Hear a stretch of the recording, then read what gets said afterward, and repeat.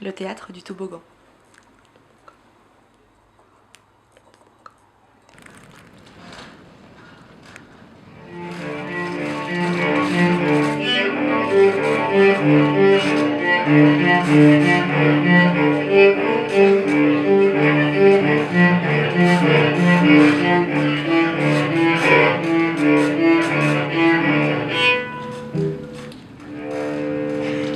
À l'automne 2011, le toboggan recevait la compagnie Attention Fragile pour son nouveau spectacle, intitulé Gilles et Bérénice.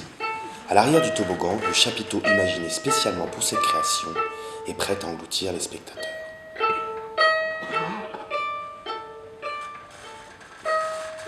La tragédie,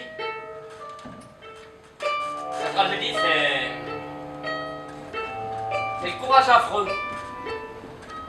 Quand on est têtu et intransigeant, c'est quand on a envie de pouvoir se regarder dans la glace. Quand on n'écoute pas les conseils de personne. Je me présente. Gilles Caillot, comédien, et puis on va dire garçon de théâtre. Voilà, j'ai un peu tout fait dans ce métier, et voilà, on a créé avec Patou Bondas la compagnie Attention Fragile, qui est une compagnie de théâtre forain, c'est-à-dire que, je sais pas, voilà, c'est comme les escargots, on porte notre théâtre sur notre dos. Voilà. En même temps, la tragédie, c'est pas toujours une histoire de princesse. La tragédie, ça peut être très bien, j'ai envie d'une pomme, mais je suis allergique aux pommes. Ou alors le contraire, je déteste les pommes, mais c'est bon pour la santé, alors j'en mange. Si c'est crucial, c'est tragique.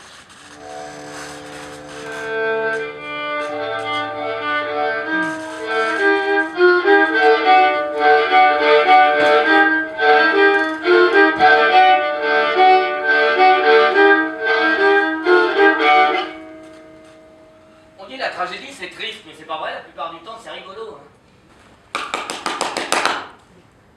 On dirait un flambi. Et Bérénice, c'est un amour de jeunesse en fait, hein, voilà. Et puis il y a 9 ans, j'ai monté un autre solo que j'étais venu jouer ici l'année dernière, qui s'appelle Tout complet du cœur. Et quand j'ai hésité entre les deux en fait. Voilà, après j'attendais de me remplir de quelque chose, de sentir. Je sais pas, d'avoir envie de parler. J'ai envie de parler d'adolescence en fait. Un spectacle d'engagement, on part comme dans ce spectacle comme pour faire une course en montagne, un truc comme ça. Ouais. Ah oui, autre chose. Voilà. Une fois, pendant une fête, une fille me faisait envie, mais c'est une autre à qui je plaisais. Eh ben, j'ai couché avec l'autre fille. Ah. Y a pas à dire. Il n'y a pas de doute. Je parlerai sous la torture. Au premier ongle arraché, je dénoncerai mes camarades. Dans ce spectacle-là, en tout cas, c'est une sorte de transgression de... C'est pas un spectacle poli, en fait. C'est un spectacle où je demande aux gens ce qu'ils ont à écouter est difficile, en fait. Parce que je dis, notamment au début du spectacle, je perce une sorte de... Je perce une peau, comme une peau de tambour, quoi, pour que les gens sachent qu'on va pas être dans une forme dont on peut ressortir indemne. Et que finalement, si je vais assez loin dans la confidence, on va dire, en restant en essayant de rester très léger, et ben c'est pour que les gens sachent que ça va leur coûter en fait. Ça coûte d'écouter, autant que ça coûte de parler. Que le trac qu'on a comme acteur, les spectateurs doivent l'avoir aussi. Les spectateurs, on n'a pas toujours conscience, mais il y a la même énergie fébrile, le même danger qu'on prend à venir écouter quelqu'un, le regarder quoi. Nous arrache du soin de nos États. Depuis 3 ans que l'on Rome à l'arrêt de nos pas. Laisse-la jouir sa fortune et quitte à l'entretien dans le cours d'infortune. Je vous entends, Seigneur. Là, je vous entends, Seigneur. Ces mêmes dignités ont rendu. Tiens, toquez-moi ça. Il y a une marque. Comment ça va la marque. Voilà. Je ne conçois pas que la scène s'arrête au bord. Voilà. La scénographie a été fabriquée comme ça. Je voulais ce cyclo qui nous englobe en fait. Voilà, une sorte d'émotion primaire. Le ciel est tout rose, le ciel est tout bleu, le ciel est tout rouge. Ce truc primaire où on est tous dans la même émotion au même endroit, au même moment. Du coup, pour chacun de tes spectacles, tu as un chapiteau différent. Ouais. Alors c'est une idée totalement idiote parce que elle est en train de creuser la dette des pays riches, de faire un chapiteau par spectacle. Mais en fait, il y a de la vie dans ce théâtre, en même temps c'est bien, on va pas s'arrêter. Et le truc c'est que en même temps que j'ai été acteur, j'étais un très mauvais acteur. J'étais trop intellectuel, je réfléchissais beaucoup. Je jouais mieux quand j'étais fatigué, je suis devenu technicien. Et puis en devenant technicien, en même temps qu'acteur, je suis devenu éclairagiste. Puis en devenant éclairagiste, j'ai commencé à fabriquer des scénographies, décorateur. Puis après j'ai appris à les fabriquer moi-même. Mais donc je suis aussi décorateur. Et donc pendant 10 ans, j'ai été comédien et décorateur. Et les décors, je faisais des décors que j'aimais, mais qui s'arrêtaient au bord de la scène. À un moment, quand j'ai décidé de partir et de faire du théâtre ailleurs, dehors, je me suis dit, mais le décor ne peut pas s'arrêter au bord de la scène, il faut qu'il englobe les gens. Je ne peux pas dire, je veux arrêter de jouer devant les gens, je veux jouer parmi les gens, et en même temps être dans un décor dans lequel les gens ne sont pas. Donc après, ça a tout allé. Voilà, pierre qui roule. Voilà. Au final, tu fais ton chapiteau. Bah oui, Après, finalement, parce que après, cette pelouse, c'était aussi Sociel, et puis Sociel, c'était cet endroit, et puis il y a des spectacles qui sont bien pour 50, d'autres pour 80, d'autres pour 150. Mais cette histoire de public, là, dans la tragédie classique, comme il y a la bienséance, et plus globalement dans le théâtre français à partir du XVIIe siècle, seuls les acteurs, les personnages comiques s'adressent aux spectateurs. Enfin, tous les rôles comiques peuvent venir en face de la scène et puis dire ça va pas. Oh là là, mon maître m'emmerde. Tout ça. Et on n'a pas ça du tout chez Shakespeare. Chez Shakespeare, chaque comédien, chaque personnage, Roméo, Juliette parlent directement. Ils ont Juliette a une nourrice, mais ils parlent. Ça va pas, ils parlent au public. Oh, ça va pas. Et ils sont les battleurs de leur intimité. Ils arrivent à être extrêmement proches de l'intime, tout en étant en l'extravertisme. Et moi, quand j'adore ça, et je trouve que c'est... Pourquoi inventer des confidents, Bérénice, donc 3 personnages principaux, 3 confidents. Donc à chaque fois, je me confie à mon confident.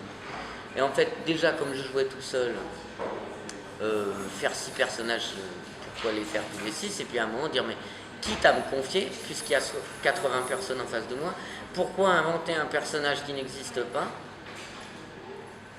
Non, confions-nous aux gens. Donc l'interactivité dans ce spectacle-là, c'est effectivement la confidence. Et pour moi, effectivement, Bérénice, c'est le public quand je ne suis pas Bérénice. Parce qu'en plus, je pense que dans une tragédie comme ça, il y a, qui est vraiment une tragédie qui parle d'adolescence, il y a une énorme identification. Le sort m'y réservait le dernier de ses coups. Titus, en m'embrassant, m'amène devant vous. Un voile d'amitié vous trompe l'un et l'autre, et mon amour devient le confident du vôtre. Mais toujours, quelque espoir flattait mes déplaisirs. Rome, Vespasien traversait mon soupir. Après tant de combats, Titus s'élève. Vespasien est mort, et Titus est le maître. Pardon.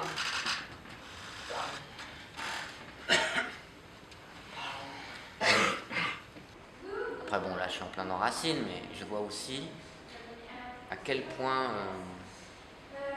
le problème du théâtre en France, c'est la beauté du texte. C'est le fait que ce soit littérarisé d'abord par l'enseignement, et puis en anglo-saxons qui ont des enseignements de littérature et des enseignements de jeu dramatique. Pas ce problème, on peut être très mauvais en littérature anglaise et être très bon au théâtre. Mais en France, dès la 6e, voilà, si tu es bon en français, peut-être tu peux t'intéresser au théâtre, mais si tu n'étais pas bon en français, puis, oui, pour toi, tu as associé. Puis on est très fiers de nos auteurs.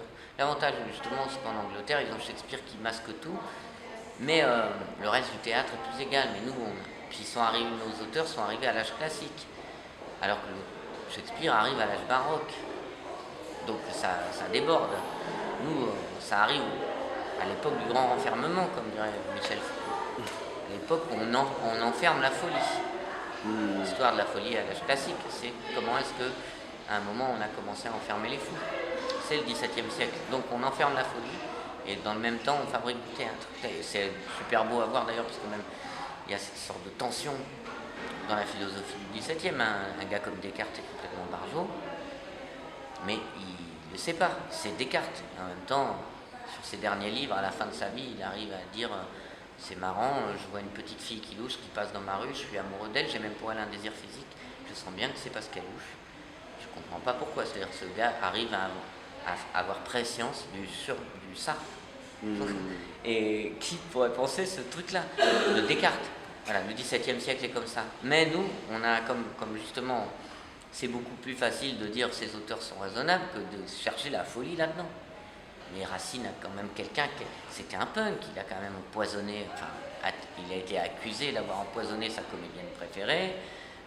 Il y a du monde quand même, c'est Racine quoi. C'était un gars de 20 ans qui avait des amours, qui était puant, qui rêvait de pouvoir, qui voulait écraser ses congénères, qui détestait Corneille. Ça envoyait du gros quand même là-bas.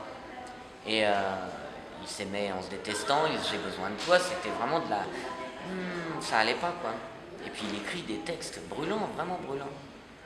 Et quand je montre Racine et qu'effectivement je suis persuadé qu'Antiochus, ce personnage qui dit après 5 ans à une nana dont il a fait semblant d'être le meilleur ami alors qu'il crève d'amour pour elle et qui dit il faut que je me décide, je suis persuadé que si ce gars-là, pour avoir le courage de dire ça, il est forcé de voir un petit coup dans le nez, parce qu'il n'est pas si courageux que ça, et ben oui, c'est quelqu'un qui incarne. C'est de l'incarnation. Et je pense pas que le texte y perde, je pense pas que Racine y perde, et je pense oui que c'est... Et je pense pas de faire de l'opéra rock non plus. C'est le spectacle dans lequel il n'y a jamais eu autant de textes. Le respect textuel d'une œuvre que dans celui-là, parce que moi j'ai une formation classique et que j'adore l'alexandrin et que j'adore le théâtre classique. Et la première lecture j'ai appris le texte pendant 1 an. Tout le texte, Racine, tout Bérénice, je faisais footing, j'apprenais le matin, les 1600 vers, et puis après il a fallu couper un peu, puisqu'il y avait mes textes à moi et que je ne voulais pas faire un spectacle de 5. Première lecture, j'ai rayé, je dis, wow, je crois que là, j'ai fait bon boulot, là, j'ai bien rayé. J'ai compté les vers, j'avais réussi à en rayer 34. Et je trouvais que j'avais massacré le texte. Donc oui, j'entre dans un texte comme ça avec le sentiment de la profanation. Dès que je change quelque chose, je le pèse, je le sous-pèse. Dès que je tords, à un moment, il y a un grand monologue, le dernier grand monologue de Titus, je passe au tutoiement. Il est presque in extenso, mais au tutoiement. Donc je réécris des toutes petites choses pour que je reste sur le rythme de l'alexandrin, mais parce que je trouve qu'à un moment, je veux offrir ça, même à Racine, c'est-à-dire que le vous est finalement dommage, c'est une proposition, je peux me tromper, puis ça n'engage que moi, mais je dis, écoutez juste voyez comment en changeant du vous au tu, ce petit truc qui fait que vous gardez encore la distance et que vous dites, c'est un peu littéraire, comme ça fait disparaître toute la littérature et qu'on a juste quelqu'un qui parle d'une façon totalement limpide, claire, blanche. C'est super beau. Voilà.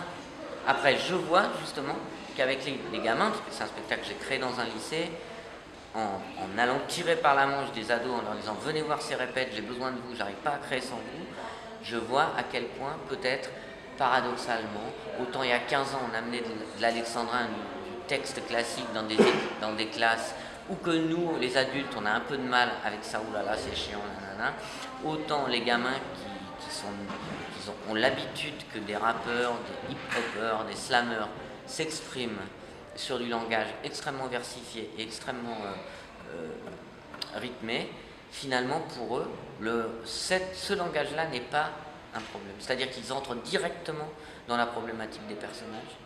Et finalement, que ça parle en vers, il y a 2-3 inversions qui sont chez tout le monde qu'on ne comprend pas, mais c'est rigolo parce que quand un metteur en scène classique montre Bérénice de façon classique, les gens viennent écouter Et il ne s'étonne absolument pas à la fin de ne pas avoir tout compris.